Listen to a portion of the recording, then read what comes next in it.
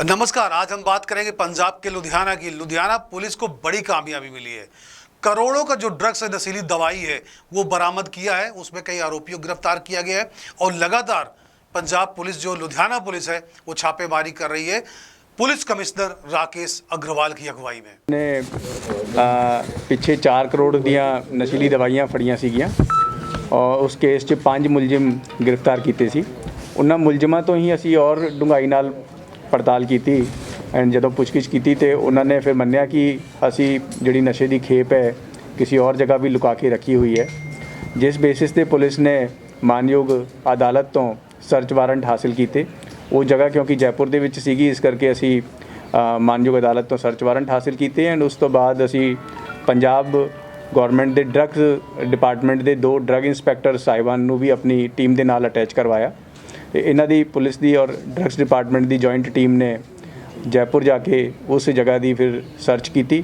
ਉਸ ਸਰਚ ਦੇ ਵਿੱਚੋਂ ਸਾਨੂੰ 6 ਕਰੋੜ ਰੁਪਏ ਦੀਆਂ ਨਸ਼ੀਲੀ ਦਵਾਈਆਂ ਬਰਾਮਦ ਹੋਈਆਂ, ਜਿਹਦੇ ਵਿੱਚ 10 ਲੱਖ ਦੇ ਕਰੀਬ ਗੋਲੀਆਂ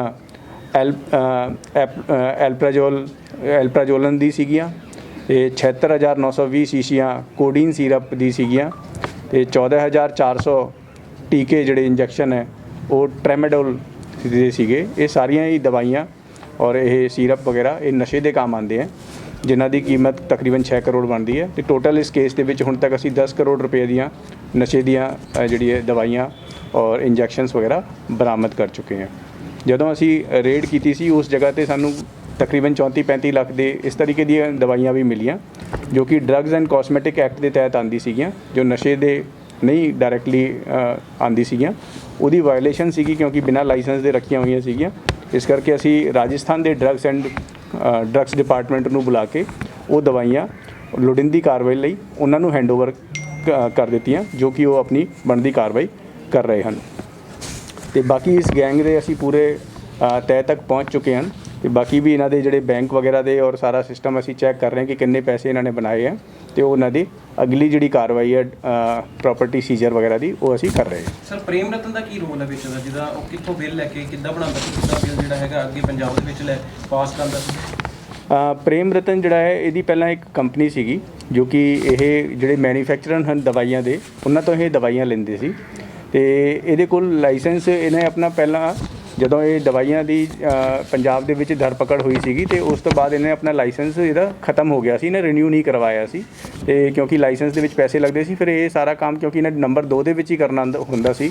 ਜਦੋਂ ਆਪਾਂ ਲਾਇਸੈਂਸ ਵਾਲਾ ਕੰਮ ਕਰਦੇ ਹਾਂ ਤੇ ਇੱਕ ਦੁਕਾਨ ਨੂੰ ਅਸੀਂ ਤਾਂ 100 ਗੋਲੀਆਂ 50 ਗੋਲੀਆਂ 20 ਗੋਲੀਆਂ ਹੀ ਦੇ ਸਕਦੇ ਹਾਂ ਤੇ ਜੇ ਵੱਡੀ ਮਾਤਰਾ ਦੇ ਵਿੱਚ ਇਹਨੇ ਕਰਨਾ ਸੀ, ਇਸ ਕਰਕੇ ਇਹ ਬਿਨਾਂ ਲਾਇਸੈਂਸ ਤੋਂ ਹੀ ਇਹ ਦਵਾਈਆਂ ਮੰਗਵਾ ਰਿਹਾ ਸੀ, ਜਾਲੀ ਉਹਨਾਂ ਨੂੰ ਸ਼ੋਅ ਕਰਕੇ ਆਪਣਾ ਲਾਇਸੈਂਸ ਕੰਪਨੀਆਂ ਨੂੰ ਐਂਡ ਉਸ ਬੇਸ 'ਤੇ ਹੀ ਅੱਗੇ ਵੇਚ ਰਿਹਾ ਸੀ। ਅਸੀਂ ਸਾਰੀ ਕੁਛ ਡਰੱਗ ਡਿਪਾਰਟਮੈਂਟ ਨੂੰ ਨਾਲ ਲੈ ਕੇ ਪੜਤਾਲ ਕਰ ਰਹੇ ਹਨ ਕਿ ਕਿਹੜੀ ਕੰਪਨੀਆਂ ਤੋਂ ਇਹਨਾਂ ਨੇ ਡਰੱਗਸ ਖਰੀਦੀਆਂ ਹਨ ਤੇ ਕੀ ਉਹਨਾਂ ਨੇ ਪ੍ਰੋਪਰ ਪ੍ਰੀਕਾਸ਼ਨਸ ਰੱਖੀਆਂ ਕਿ ਨਹੀਂ ਰੱਖੀਆਂ। ਸਰ, ਰਾਜਸਥਾਨ ਤੋਂ ਇਲਾਵਾ ਹੋਰ ਵੀ ਕਿਤੇ ਇਹਨਾਂ ਦਾ ਕੁਛ ਇੱਦਾਂ ਦਾ ਕਨੈਕਸ਼ਨ ਹੈਗਾ ਜੀ?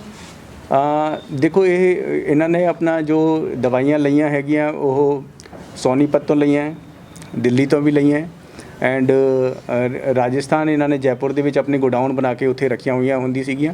ਰਾਜਸਥਾਨ ਦੇ ਵਿੱਚ ਵੀ ਸਪਲਾਈ ਕਰਦੇ ਸੀ, ਲੇਕਿਨ ਮੇਜਰ ਇਹਨਾਂ ਦਾ ਕੰਮ ਪੰਜਾਬ ਦੇ ਵਿੱਚ ਸੀ। ਸਰ, ਪਾਕਿਸਤਾਨ ਨਾਲ ਕੰਮ ਚੱਲ ਰਿਹਾ ਸੀਗਾ ਤੇ ਉੱਥੇ ਇਹਨਾਂ ਦਾ ਕਿਸੇ ਸੀਗਾ ਕੋਈ ਕਨੈਕਸ਼ਨ ਨਹੀਂ ਸੀਗਾ ਕੋਈ ਬੜੇ ਸਤਰ ਨਾਲ? ਇਹ ਹਲੇ ਇਨਵੈਸਟੀਗੇਸ਼ਨ ਦੇ ਵਿੱਚ ਅਸੀਂ ਦੇਖਾਂਗੇ ਕਿ ਕੋਈ ਇਹਨਾਂ ਨੂੰ ਕੋਈ ਸ਼ੈ ਸੀਗੀ ਜਾਂ ਨਹੀਂ, ਲੇਕਿਨ ਹਲੇ ਤੱਕ ਇਸ ਤਰੀਕੇ ਦਾ ਕੋਈ ਸਾਹਮਣੇ ਨਹੀਂ ਆਇਆ। सर, जो कंपनी से ये माल खरीदती थी तो कंपनी को कैसे इनको देती थी बिना लाइसेंस? ਉਹ ਅਸੀਂ ਚੈੱਕ ਕਰ ਰਹੇ ਹਾਂ ਕਿ ਇਹਨਾਂ ਨੇ ਜਿਹੜਾ ਪਹਿਲਾਂ ਲਾਇਸੈਂਸ ਇਹਨਾਂ ਕੋਲ ਕਦੀ ਪੁਰਾਣਾ ਸੀਗਾ, ਉਹ ਲਾਇਸੈਂਸ ਕੰਪਨੀ ਨੇ ਪ੍ਰੋਪਰਲੀ ਚੈੱਕ ਕੀਤਾ ਕਿ ਨਹੀਂ ਕੀਤਾ, ਉਹਨਾਂ ਦੀ ਕੀ ਉਸ ਤਰੀਕੇ ਦਾ ਹੋ ਸਕਦਾ। ਇਸ ਕਰਕੇ ਅਸੀਂ ਡਰੱਗ ਡਿਪਾਰਟਮੈਂਟ ਨੂੰ ਆਪਣੇ ਨਾਲ ਐਸੋਸੀਏਟ ਕਰਵਾਇਆ ਹੈ ਇਨਵੈਸਟੀਗੇਸ਼ਨ ਦੇ ਵਿੱਚ, ਕਿਉਂਕਿ ਕਈ ਤਕਨੀਕੀ ਪਹਿਲੂ ਹੁੰਦੇ ਆ ਇਸ ਕੇਸ ਦੇ, ਤਾਂ ਕਿ ਉਹਨਾਂ ਦੀ ਬਾਰੀਕੀ ਨਾਲ ਜਾਂਚ ਹੋ ਸਕੇ। 4 ਕਰੋੜ ਦੀ ਪਹਿਲੇ ਤੁਸੀਂ ਰਿਕਵਰੀ ਕੀਤੀ ਹੈ, ਹੁਣ ਤੁਸੀਂ 6 ਕਰੋੜ ਦੀ ਰਿਕਵਰੀ ਕਰ ਲਈ ਹੈ। ਵਰਿੰਦਰ ਸਿੰਘ ਉਰਫ ਰਿੰਕੂ ਜਿਹੜਾ ਹੈਗਾ ਤੇ ਇਹ ਤੁਹਾਨੂੰ ਮਤਲਬ ਇਹਦਾ ਵਿੱਚ ਪੈਚਅਪ ਕਿੱਦਾਂ ਹੋਇਆ ਪ੍ਰੇਮ ਰਤਨ ਦੇ ਨਾਲ? ਪ੍ਰੇਮ ਰਤਨ ਨੇ ਕਿੱਦਾਂ ਪੰਜਾਬ ਸ਼ਹਿਰ ਦੇ ਵਿੱਚ ਕਿੱਥੇ ਸਾਰਾ ਸਮਾਨ ਜਿਹੜਾ ਹੈਗਾ ਜਾਣ ਦੀ ਤਿਆਰੀ ਦੇ ਵਿੱਚ ਸੀਗਾ? ਹਾਂਜੀ, ਇਹ ਪਹਿਲਾਂ ਅਸੀਂ 5 ਮੁਲਜ਼ਮ ਇਸ ਕੇਸ ਦੇ ਵਿੱਚ ਗ੍ਰਿਫਤਾਰ ਕਰ ਚੁੱਕੇ ਹਨ।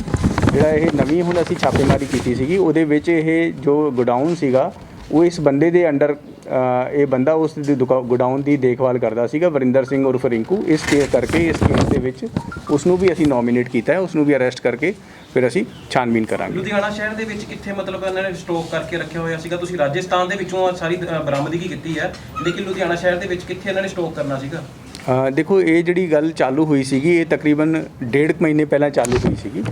ਉਦੋਂ ਅਸੀਂ ਬਹੁਤ ਛੋਟੀਆਂ ਥੋੜੀ ਜਿਹੀ ਦਵਾਈਆਂ ਫੜੀਆਂ ਸੀਗੀਆਂ। ਇੱਕ ਬੰਦਾ ਦੁਕਾਨ ਤੇ ਦਵਾਈਆਂ ਦੇਣ ਲਈ ਆ ਰਿਹਾ ਸੀਗਾ, ਅਸੀਂ ਉਸ ਬੰਦੇ ਨੂੰ ਫੜਿਆ ਸੀ। ਜਦੋਂ ਉਸ ਦੀ ਅਸੀਂ 2 ਬੰਦਿਆਂ ਦੀ ਜਦੋਂ ਪੁੱਛਗਿੱਛ ਕੀਤੀ ਤੇ ਉਹਨਾਂ ਨੇ ਕਿਹਾ ਕਿ ਅਸੀਂ ਤਾਂ ਅਲਵਰ ਜਗ੍ਹਾ ਹੈ ਰਾਜਸਥਾਨ ਦੇ ਵਿੱਚ, ਉੱਥੋਂ ਲੈ ਕੇ ਆਉਂਦੇ ਹੁੰਦੇ ਆ। ਫਿਰ ਅਸੀਂ ਅਲਵਰ ਦੇ 2 ਬੰਦੇ ਫੜ ਕੇ ਲਿਆਂਦੇ। ਉਹਨਾਂ ਨੇ ਕਿਹਾ ਨਹੀਂ, ਅਸੀਂ ਤਾਂ ਜੀ ਅਸੀਂ ਜਿਹੜਾ ਹੈ ਅਸੀਂ ਸਾਮਾਨ ਜੈਪੁਰ ਤੋਂ ਲੈ ਕੇ ਆਉਂਦੇ ਆ। ਫਿਰ ਜੈਪੁਰ ਦਾ ਜਿਹੜਾ ਪ੍ਰੇਮ ਰਤਨ ਸੀਗਾ, ਉਸ ਬੰਦੇ ਨੂੰ ਫੜਿਆ, ਉਹਦੀ ਫਿਰ ਪੁੱਛਗਿੱਛ ਕੀਤੀ ਤੇ ਉਹਨੇ ਕਿਹਾ ਕਿ ਮੈਂ ਆਪਣਾ ਗੋਡਾਊਨ ਬਣਾ ਕੇ ਜੈਪੁਰ ਦੇ ਵਿੱਚ ਰੱਖਿਆ ਹੋਇਆ ਹੈ। ਉਸ ਗੋਡਾਊਨ ਦੇ ਵਿੱਚ ਇਹ ਦਵਾਈਆਂ ਹੈਗੀਆਂ ਤੇ ਉਹ 4 ਕਰੋੜ ਦੀਆਂ ਦਵਾਈਆਂ ਉਦੋਂ ਬਰਾਮਦ ਹੋਈਆਂ ਸੀਗੀਆਂ। ਕਿਉਂਕਿ ਇੱਕ ਵਾਰ ਦੇ ਵਿੱਚ ਬੰਦਾ ਪੂਰੀ ਨਹੀਂ ਗੱਲ ਦੱਸਦਾ। ਕਈ ਵਾਰੀ ਜਦੋਂ ਇਹਦੀ ਦੁਬਾਰਾ ਫਿਰ ਪੁੱਛਗਿੱਛ ਕੀਤੀ ਤੇ ਫਿਰ ਇਹਨੇ ਕਿਹਾ ਕਿ ਮੈਂ ਇੱਕ ਹੋਰ ਗੋਡਾਊਨ ਰੱਖਿਆ ਹੋਇਆ ਹੈ ਤੇ ਉੱਥੇ ਮੇਰੀ ਇੱਕ ਹੋਰ ਖੇਪ ਰੱਖੀ ਹੋਈ ਹੈ। ਉਹ ਫਿਰ 6 ਕਰੋੜ ਦੀਆਂ ਦਵਾਈਆਂ ਉਸ ਬੇਸਿਸ ਤੇ ਬਰਾਮਦ ਹੋਈਆਂ। ਜਿਹੜਾ ਇਹ ਗੋਡਾਊਨ ਸੀ, ਉਹਦੀ ਜਿਹੜੀ ਦੇਖ ਰੇਖ ਕਰਦਾ ਸੀਗਾ, ਇਹ ਵਰਿੰਦਰ ਸਿੰਘ ਰਿੰਕੂ ਨਾਂ ਦਾ ਬੰਦਾ ਕਰਦਾ ਸੀ। ਉਸ ਨੂੰ ਵੀ ਅਸੀਂ ਕੇਸ ਦੇ ਵਿੱਚ ਨੋਮੀਨੇਟ ਕੀਤਾ। ਸਰ, ਜਿਹੜਾ ਕੋਸਮੈਟਿਕ ਦੇ ਪ੍ਰੋਡਕਟ ਜਿਹੜੇ ਉੱਥੇ ਮਿਲੇ, ਜਿਹੜੇ ਕੋਸਮੈਟਿਕ ਵਾਸਤੇ ਯੂਜ਼ ਹੁੰਦੇ ਸੀ, ਉਹ ਰਾਜਸਥਾਨ ਦੇ ਵਿੱਚ ਕੇਸ ਦਰਜ ਕਰਵਾਇਆ ਗਿਆ ਡਰੱਗ ਇੰਸਪੈਕਟਰ ਵੱਲੋਂ? ਉਹਦੇ ਲਈ ਹਾਂ, ਉਹ ਡਰੱਗਸ ਦੇ ਵਿੱਚ ਵੀ ਪਾਵਰਾਂ ਹੁੰਦੀਆਂ ਕਿ ਇਹ ਆਪਣਾ ਕੇਸ ਆਪ ਹੀ ਰਜਿਸਟਰ ਕਰ ਸਕਦੇ ਆ। ਇੱਕ ਇਹਨਾਂ ਨੂੰ ਜੁਡੀਸ਼ੀਅਲ ਪਾਵਰਾਂ ਇੱਕ ਤਰੀਕੇ ਨਾਲ ਗਵਰਨਮੈਂਟ ਵੱਲੋਂ ਦਿੱਤੀਆਂ ਹੋਈਆਂ। ਤੇ ਜਿਹੜੇ ਨਸ਼ੇ ਲਈ ਯੂਜ਼ ਨਹੀਂ ਹੁੰਦੀਆਂ, ਲੇਕਿਨ ਵੈਸੇ ਜਿਹੜੀ ਕਿ ਉਲੰਘਣਾ ਕਰਦੀਆਂ ਡਰੱਗਸ ਐਂਡ ਕਾਸਮੈਟਿਕ ਐਕਟ ਦੀ, ਉਹਨਾਂ ਦੇ ਖਿਲਾਫ ਹੀ ਸੂਓ ਮੋਟੋ ਆਪਣੀ ਐਕਸ਼ਨ ਲੈ ਸਕਦੇ ਹਾਂ। ਉਹਦੀ ਕੀਮਤ ਕਿੰਨੀ ਸੀਗੀ ਸਰ, ਜਿਹੜਾ ਰਾਜਸਥਾਨ ਦੇ ਵਿੱਚ ਕੀਤਾ ਗਿਆ ਸੀਗਾ ਉਹ ਡਰੱਗ? ਉਹ ਵੀ ਤਾਂ ਵਿੱਚ ਤੁਸੀਂ ਕਹਿ ਰਹੇ ਹੋ ਕਿ ਨਸ਼ੇ ਦੇ ਵਿੱਚ ਹੀ ਆਏਗਾ ਜੀ? ਉਹ ਤਕਰੀਬਨ 34,60,000 ਤਕਰੀਬਨ ਦਵਾਈਆਂ ਸੀਗੀਆਂ ਜੋ ਰਾਜਸਥਾਨ ਦੇ ਡਰੱਗ ਇੰਸਪੈਕਟਰਸ ਦੇ ਅਸੀਂ ਹੈਂਡਓਵਰ ਕਰਕੇ ਉਹਨਾਂ ਦੀ ਲੋੜੀਂਦੀ ਕਾਰਵਾਈ ਲਈ ਦੇ ਕੇ ਆਏ ਹਾਂ। ਤੇ ਲਾਇਸੈਂਸ ਕਬਜ਼ੇ 'ਚ ਲਿੱਤਾ ਗਿਆ? ਲਾਇਸੈਂਸ ਜਿਹੜਾ ਤੁਸੀਂ ਕਹਿ ਰਹੇ ਹੋ ਰੀਨਿਊ ਨਹੀਂ ਹੈਗਾ ਇਹਨਾਂ ਦਾ? ਉਹ ਸਾਰਾ ਕੁਝ ਅਸੀਂ ਕਬਜ਼ੇ ਦੇ ਵਿੱਚ ਲਿਆ ਹੈ। ਸਾਰਿਆਂ ਦੀ ਵੈਰੀਫਿਕੇਸ਼ਨ ਵੀ ਚੱਲ ਰਹੀ ਹੈ ਐਂਡ ਇਹ ਹਲੇ ਸ਼ੁਰੂਆਤ ਹੈ। ਅਸੀਂ ਅਖੀਰ ਤੱਕ ਜਾਵਾਂਗੇ ਕਿ ਕਿਹੜੇ ਬੰਦੇ ਨੇ ਇਹਨਾਂ ਨੂੰ ਸਪਲਾਈ ਕੀਤੀ ਹੈ, ਇਹਨਾਂ ਨੇ ਕਿੱਥੇ ਸਪਲਾਈ ਕਰਨੀ ਸੀਗੀਆਂ। ਲੇਕਿਨ ਕਿਉਂਕਿ ਇਹਨਾਂ ਨੇ ਛੋਟੇ ਦੁਕਾਨਾਂ ਨੂੰ ਦੇਣੀ ਸੀਗੀਆਂ, ਉਦੋਂ ਤੋਂ ਜਦੋਂ ਤੱਕ ਅਸੀਂ ਉਹਨਾਂ ਨੂੰ ਰੰਗੇ ਹੱਥ ਨਹੀਂ ਫੜਦੇ, ਉਦੋਂ ਤੱਕ ਉਹਨਾਂ 'ਤੇ ਐਕਸ਼ਨ ਕਈ ਵਾਰੀ ਪ੍ਰੋਬਲਮ ਆਉਂਦੀ ਹੈ। ਇਸ ਕਰਕੇ ਅਸੀਂ ਤਾਂ ਆਪਣੇ ਮੇਨ ਵੱਡੇ ਸਪਲਾਇਰਸ ਨੂੰ ਦੇਖ ਰਹੇ ਹਾਂ ਕਿ ਜਿਨ੍ਹਾਂ ਨੇ ਕਿ ਕਾਨੂੰਨ ਦੇ ਨਾਲ ਖਿਲਵਾੜ ਕੀਤਾ। ਸਰ, ਜਿਹੜਾ ਇੱਕ ਆਰੋਪੀ ਫਰਾਰ ਹੈ ਜੀ, ਉਹਨਾਂ ਨੂੰ ਅਸੀਂ ਉਸ ਨੂੰ ਗ੍ਰਿਫਤਾਰ ਕਰ ਲਵਾਂਗੇ। ਉਹਦਾ ਨਾਂ ਅਸੀਂ ਦਿੱਤਾ ਹੋਇਆ ਇਸ ਨੂੰ। 5 ਬੰਦੇ ਅਸੀਂ बैठे हुए रिटेलर वगैरह मेडिकल स्टोर, उनको क्या निर्देश क्या देना चाहेंगे? देखो, ये है कि जो तुसी काम करना है बिल्कुल स्वच्छ तरीके नाल करो, लीगली करो। जो दवाइयाँ जे कोई दवाइयाँ ये दवाइयाँ कुछ बीमारियां दे काम भी आंदियां, लेकिन डॉक्टर्स की प्रेसक्रिप्शन ते ही आपां तुसी बेच सकते हो। एक लिमिट इन्हां दी रखी हुई है गौरमेंट ने कि तुसी ये जिहड़े सिरप है ये 10 बोतलां रख सकते हो या 20 बोतलां रख सकते हो। जे तुसी ਲੱਖਾਂ ਹੁਣ ਜਿੱਦਾਂ ਇਹ 10 ਲੱਖ ਗੋਲੀਆਂ ਇਹਨਾਂ ਦੇ ਗੋਡਾਊਨ ਤੋਂ ਬਰਾਮਦ ਹੋਈਆਂ, ਇਹਨਾਂ ਕੋਲ ਅਥਾਰਟੀ ਹੈ ਨਹੀਂ ਰੱਖਣ ਦੀ। ਇਸ ਕਰਕੇ ਜੋ ਤੁਸੀਂ ਆਪਣਾ ਲੀਗਲ ਵੇ ਦੇ ਵਿੱਚ ਕੰਮ ਕਰੋ, ਜੋ ਤੁਹਾਡੀ ਅਥਾਰਟੀ ਹੈ, ਜੋ ਡਿਪਾਰਟਮੈਂਟ ਤੋਂ ਤੁਸੀਂ ਲਾਇਸੈਂਸ ਲਿਆ ਹੋਇਆ ਹੈ, ਹਰ ਇੱਕ ਲਾਇਸੈਂਸ ਦੇ ਉੱਪਰ ਲਿਖਿਆ ਹੁੰਦਾ ਹੈ ਕਿ ਮੈਂ ਇਸ ਤਰੀਕੇ ਦੀ ਕਿੰਨੀ ਦਵਾਈਆਂ ਰੱਖ ਸਕਦਾ, ਉਨੀ ਕੀ ਰੱਖੋ ਐਂਡ ਆਪਣੇ ਪ੍ਰੈਸਕ੍ਰਿਪਸ਼ਨ ਤੇ ਹੀ ਦਵਾਈਆਂ ਵੇਚੋ ਤਾਂ ਕਿ ਤੁਹਾਨੂੰ ਕੋਈ ਲੀਗਲੀ ਪ੍ਰੋਬਲਮਸ ਦਾ ਸਾਹਮਣਾ ਨਾ ਕਰਨਾ ਪਏ।